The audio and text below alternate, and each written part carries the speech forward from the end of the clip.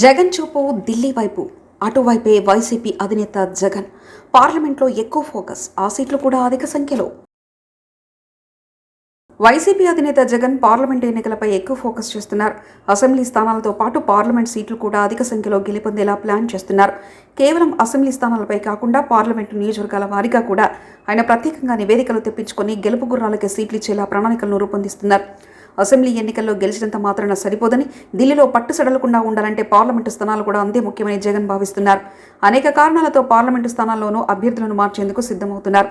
వచ్చే ఎన్నికల్లో గెలవడం పార్టీకి తనకు ఎంత ముఖ్యమో, పార్లమెంటు స్థానాలు కూడా అధిక స్థానాలను సంపాదించడం అంతే అవసరమైన భావనలో ఉన్నారు.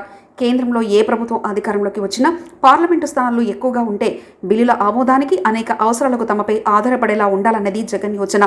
అప్పుడే రాష్ట్రానికి అవసరమైన నిధులను తెచ్చుకోవడంలో కానీ, పెండింగ్ సమస్యలను పరిష్కరించడంలో కానీ తమకు కేంద్రంలో ఏర్పడే ప్రభుత్వ ప్రాధాన్యత ఇస్తుందని ఆయన భావిస్తున్నారు.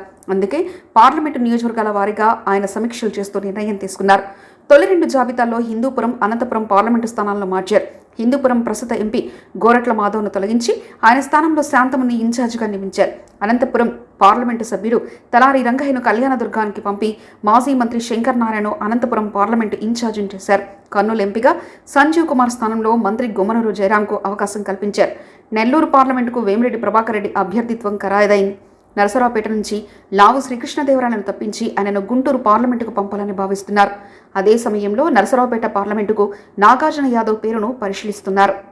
విశాఖ పార్లమెంటు నియోజకవర్గానికి బొత్స ఝాన్సీ పేరు వినబడుతుంది. అలాగే విజయనగరం పార్లమెంటుకు బొత్స సత్యనారాయణ మేలరుడు చిన్న శ్రీను పేరును ఖరారు చేస్తారని చెప్తున్నారు. కడప పార్లమెంట్ సభ్యుడు అవినాష్ రెడ్డిని కూడా తప్పించే అవకాశాలున్నాయని పార్టీ వర్గాలు చెప్తున్నాయి. ఆయన స్థానంలో మైనార్టీ వర్గానికి సీటు ఇవ్వాలన్న యోజనలో జగన్ ఉన్నట్లు చెప్తున్నారు. రాజమండ్రి ఎంపీ మార్గాని భరత్కు అసెంబ్లీ ఇన్ఛార్జిగా నియమించినందుకు ఆయన స్థానంలో మరొక బీసీకి ఇవ్వాలన్న యోచనలో ఉన్నారు. ఏలూరు పార్లమెంట్ అభ్యర్థిని మార్చనున్నారు. అలాగే విశాఖ ఎంపీ సత్యనారాయణను అసెంబ్లీ పోటీ చేయించాలన్న యోచనతో ఉన్నారు. కాకినాడ ఎంపీ వంగా గీతాను పిఠాపురం ఇన్ఛార్జిగా నియమించారు.